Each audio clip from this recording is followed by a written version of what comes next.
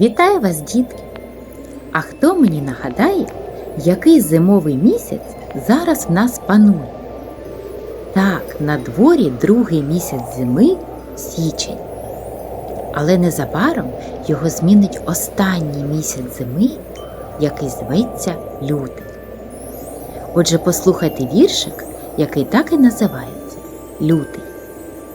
Братик січня, білий лютий, в білі валяночки взутий, біла шапка, рукавиці, тільки світяться очиці, а личко рум'яне, як сонечко раннє.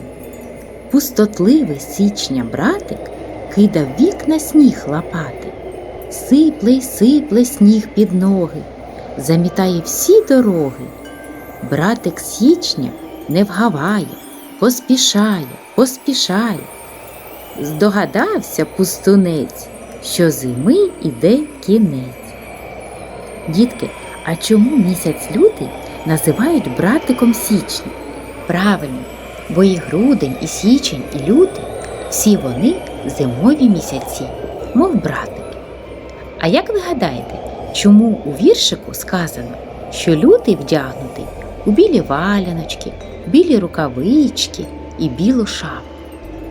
Так, тому що все навкруги у снігу, мов у білій шапці, мов у кожуху. А чому пустотливий місяць лютий кидав вікна сніг лопати, на дороги сипле й сипле? Так, тому що у лютому майже завжди найбільше снігу за всю зиму. Часто бувають хорделиці, завірюхи та заметілі. Лютий ще звуть суворий місяць, адже наприкінці зими бувають найсильніші, найсуворіші морози. Сильний вітер намітає намети зі снігу.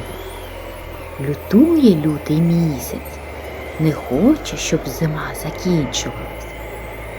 Ось так. До нових зустрічей!